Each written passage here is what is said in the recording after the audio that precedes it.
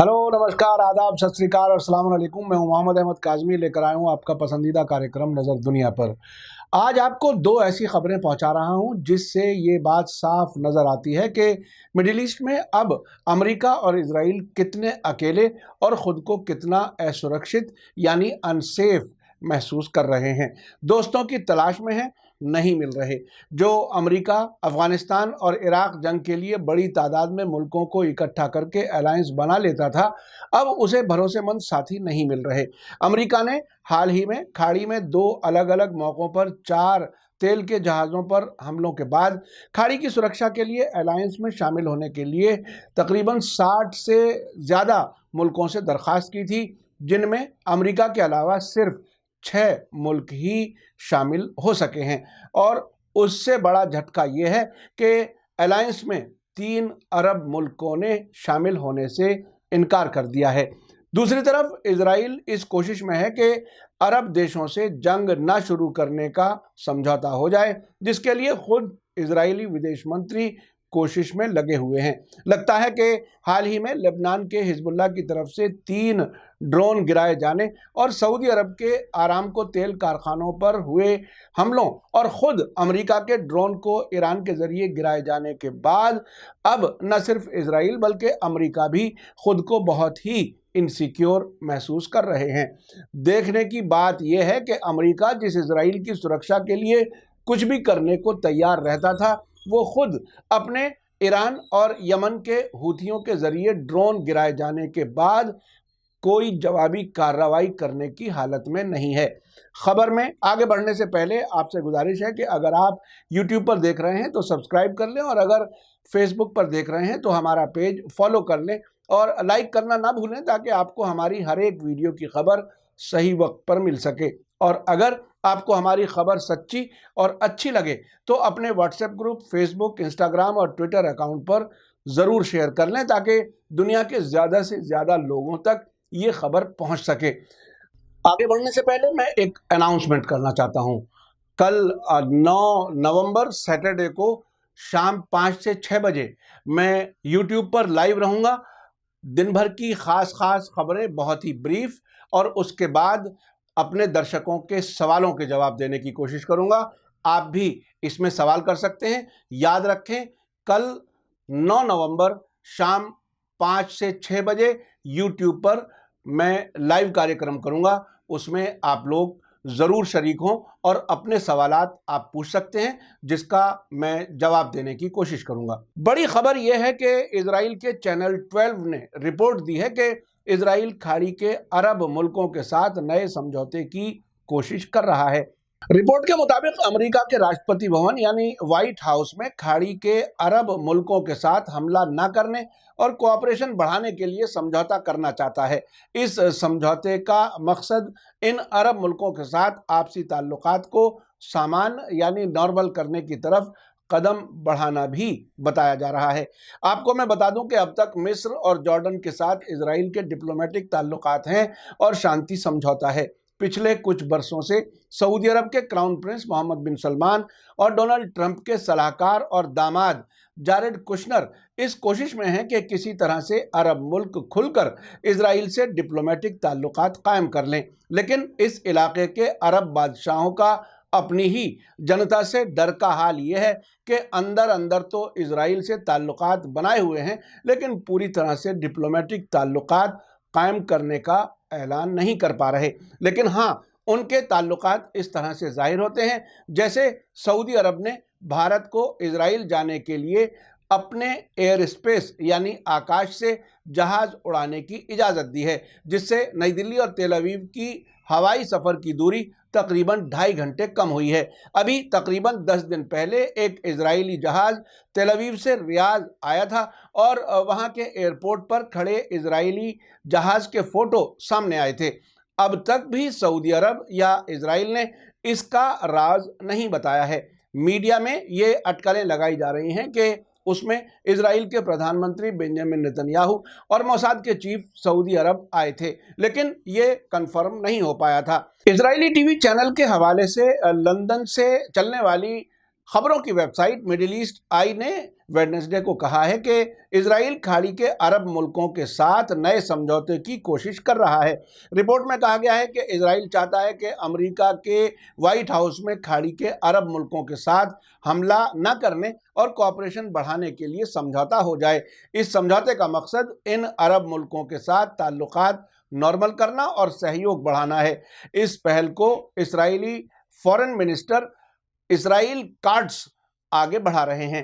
Israeli channel 12 की report के मुताबिक कार्ड्स ने ये प्लान इलाके में अमेरिका के खास नुमाइंदे जैसन ग्रीनब्लाट को पेश किया है और दूसरे अमेरिकी अफसरों के साथ बातचीत में कहा है कि उनका मकसद मौजूदा ट्रंप सरकार के दौर में ही खाड़ी के मुल्कों के साथ व्हाइट हाउस के लॉन में समझौते पर दस्तखत करना है। अमेरिकी फाइनेंस मिनिस्टर स्टीवन मनुचिन ने भी इस कदम को बहुत अच्छा कहा है। अब तक आप ये समझ गए होंगे कि इजराइल अपनी सुरक्षा के लिए अमेरिका पर कितना डिपेंड है।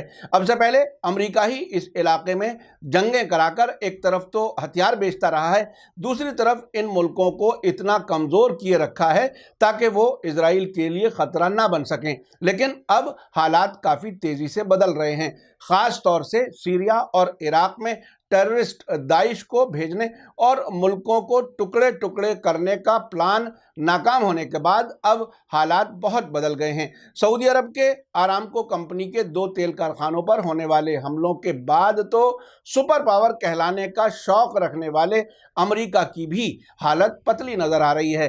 अमेरिका अपने ड्रोन नहीं बचा पा रहा, वो अब इजराइल को क्या सुरक्षा देगा, ये सवाल बहुत बड़ा है। इजराइल के चैनल 12 की खबर के मुताबिक इस प्लान का मकसद इजराइल और खाड़ी के अरब मुल्कों के साथ दोस्ताना और सहयोग पर आधारित समझौता करना और उन्हें किसी भी उकसावे, जंग, खतरों और दुश्मनों के खिलाफ असरदार कदम उठाने पर मजबूर करना है। ये समझौता ऐसा होगा कि इस पर दस्तखत करने वाला हर एक मुल्क किसी भी तीसरे मुल्क के साथ सैनिक और सुरक्षा के किसी अलायंस यानी गठबंधन या संगठन यानी ऑर्गेनाइजेशन में शामिल नहीं होगा और ना ही उसको सपोर्ट या मदद करेगा। देखा आपने इजराइल कितना डरा हुआ है। ये वही मुल्क है जिसको वेस्टर्न मीडिया सबसे ताकतवर मुल्क कहा करता था, लेकिन हकीकत हाल ही में सामने आई जब हमास और हिजबुल्लाह की जवाबी कार्रवाई से इजराइल सहम गया। हाल ही में लेबनान बॉर्डर से इजरायली फौजी अपनी गाड़ियों में पुतले रखकर 5-5 किलोमीटर नजर नहीं आए, यानी हथियार भी फेल और फौज भी फेल। आपको बता दूं कि लंदन से मिडिल ईस्ट आई ने कई महीने पहले एक जानकार सऊदी सोर्स के हवाले से कहा था कि सऊदी क्राउन प्रिंस मोहम्मद बिन सलमान ट्रंप की मेज़बानी में इजरायली प्रधानमंत्री के साथ कैंप डेविड की तरह के शिखर सम्मेलन पर संजीदा तौर पर यानी सीरियसली गौर कर रहे हैं। उधर मिडिल ईस्ट में अमेरिका ने हाल ही में जो खाड़ी सिक्योरिटी अलायंस बनाने की कोशिश की थी, उसमें 3 अरब मुल्क कुवैत, कतर और ओमान शामिल नहीं हुए हैं। इस पर लंदन से ही छपने वाले अरबी भाषा के अखबार रायल यौम ने इस अमेरिकी लीडरशिप वाले आधे अधूरे अलायंस पर सवाल उठाते हुए लिखा है कि क्या ये ड्रामा ईरान जैसी ताकत को आगे बढ़ने से रोक पाएगा? कहीं अरबों का माल लूटने की ये नई कोशिश तो नहीं है। अखबार ने लिखा है कि ये ऐलान कर दिया गया कि अमेरिका की लीडरशिप में बने अलायंस ने खाड़ी के समुद्री इलाके में रक्षा अभियान यानी सिक्योरिटी मशकें शुरू कर दी हैं। इसमें सिर्फ 6 मुल्क शामिल हैं। इस पर हमें अरबी भाषा की एक कहावत याद आती है कि खोदा पहाड़ और निकली चुहियां। राय अल यौम ने आगे कहा कि कई मुल्कों का इस अलायंस से दूर रहना साफ जाहिर करता है कि अमेरिका का असर कम हो गया है। सिर्फ मिडिल ईस्ट के इलाके में ही नहीं बल्कि दुनिया भर में भी यही हालत है। वो ज़माना बीत चुका है जब अमेरिका 30 मुल्कों और 60 मुल्कों का अलायंस आनन फानन में बना लिया करता था।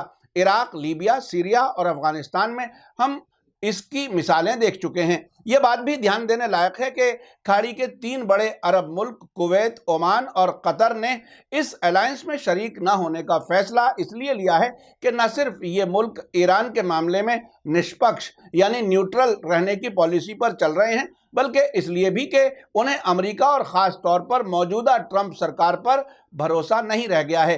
ट्रंप सरकार की पॉलिसी भड़काऊ है, जिनमें कभी भी कोई इलाकाई क्राइसिस पैदा हो सकता है। इसलिए वे समझते हैं कि अमेरिका का रोल भड़काने वाला है, रक्षा करने वाला नहीं है। अमेरिकी अलायंस में सिर्फ 6 देश ब्रिटेन, सऊदी अरब, संयुक्त अरब इमारात, बहरीन, ऑस्ट्रेलिया और अल्बानिया शामिल हुए हैं, जबकि अमेरिका इसे लीड कर रहा है। अखबार का कहना है कि हमें कहीं से ये नहीं लगता कि ये मुल्क खाड़ी में समुद्री ट्रांसपोर्ट की रक्षा कर सकेंगे, क्योंकि अमेरिका और ब्रिटेन के अलावा इनमें किसी भी मुल्क के पास ताकतवर नौसेना यानी नेवी नहीं है। अखबार ने सीधा सवाल किया है कि अल्बानिया, बहरीन, इमारात और सऊदी अरब के समुद्री बेड़े आपको कहां नजर आते हैं, जबकि ईरान की नौसेना काफ़ी ताकतवर है और वो समंदरी जहाज़ों को तबाह कर देने वाले मिसाइल खुद बनाता है। ईरान के पास अलग अलग साइज के सैकड़ों जंगी जहाज और नौकाएं हैं। इस तरह की नाव भी हैं जो रडार के स्क्रीन पर देखी नहीं जा सकती। अखबार रायल यौम आगे सवाल करता है कि इस अमेरिकी लीडरशिप वाले अलायंस में वे मुल्क शामिल क्यों नहीं हुए जो खाड़ी के समुद्री रास्ते से अपनी ज़रूरत का तेल और दूसरा सामान ले जाते हैं। इनमें फ्रांस, जर्मनी, बेल्जियम, चीन और भारत का नाम लिया जा सकता है।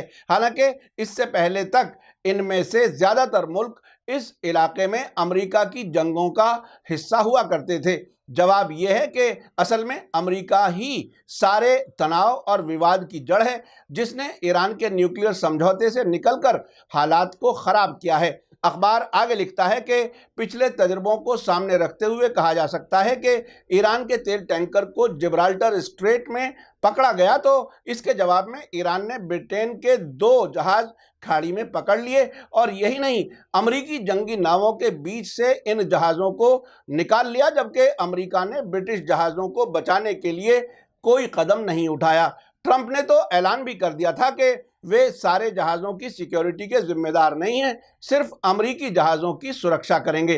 अखबार ने बहुत ही हकीकत पर मबनी सवाल उठाया है कि अब जबकि ज़्यादातर अमेरिकी बेड़े और जंगी जहाज़ खाड़ी से भागकर अरब सागर में 800 किलोमीटर दूर जाकर खड़े हुए हैं ताकि खुद को ईरानी मिसाइलों की पहुंच से दूर रख सकें, तो फिर ये जंगी जहाज खाड़ी और हरमुज स्ट्रेट में व्यापारिक जहाज़ों की सुरक्षा कैसे कर सकेंगे। अखबार रायल यौम नतीजा निकालते हुए लिखता है कि असली माजरा यह है कि अमेरिका इस अलायंस में शामिल 3 अरब मुल्कों सऊदी अरब, संयुक्त अरब इमारात और बहरीन को एक बार फिर दोहना चाह रहा है। ट्रंप के पास इन मुल्कों को लूटने की खास महारत हासिल है। वे भारी कीमत पहले ही वसूलते हैं, बल्कि शायद बख्शिश भी वसूलना नहीं भूलते। इजराइल ईरान से किस हद तक डरा हुआ है, इसका अंदाज 6 नवंबर को उस वक्त हुआ जब एक इजरायली सेना के ऑपरेशन चीफ मैनेजर जनरल आहरोन हालिवा ने ईरानी हमले का दुखड़ा रोते हुए कहा कि ईरानी फौज हमारी दहलीज तक पहुंच चुकी है। टाइम्स ऑफ इजराइल की रिपोर्ट के मुताबिक पिछले मंगलवार को इस जनरल ने कहा था कि इस खतरे को देखते हुए इजरायली सेना के बजट में बढ़ोतरी होनी चाहिए। उनका कहना था कि गोलान हाइट्स में ईरान के रेवोल्यूशनरी गार्ड्स कुद्स फोर्स मौजूद हैं। साथ ही उन्होंने कहा कि वे ये कहकर खौफ पैदा नहीं करना चाह रहे कि वे वहां हैं। उस इजरायली सैनिक अफसर ने इस हद तक कहा कि इस तरह के इशारे हैं कि 2020 सिक्योरिटी की नज़र से इसराइल के लिए एक बुरा साल होगा। मेजर जनरल हालिवा ने सऊदी तेल कारखानों पर हमले का जिक्र करते हुए कहा कि इससे साबित होता है कि ईरानी फौज के पास कितनी ताकत है। हालांकि यमन के हुती अंसारुल्लाह ने इन हमलों की जिम्मेदारी ली थी, लेकिन इसके बावजूद इसराइल और अमेरिका ईरान पर इन हमलों का इल्ज़ाम लगा रहे हैं। उनका दावा है कि इस इलाके में ईरानी फौज के अलावा कोई इस तरह के हमले करने के लायक नहीं है। इजरायली जनरल ने इस हद तक कहा कि यह बहुत ही जटिल हमला था जिसने अमेरिका और सऊदी अरब दोनों की रक्षात्मक शक्ति यानी डिफेंस पावर को तहस नहस करके रख दिया। अब अगर कोई कहता है कि ऐसा हमला हम पर नहीं हो सकता तो वो पेशेवर यानी एक्सपर्ट नहीं है।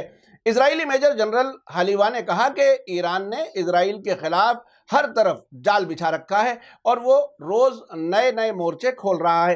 हाल ही में इजराइल के प्रधानमंत्री बेंजामिन नेतन्याहू ने कहा था कि ईरान इलाके में बहुत से मुल्कों से इजराइल पर हमले कर या करा सकता है। आपने देखा क्या हाल है अमेरिका और इजराइल के अकेलेपन और कमजोरी का।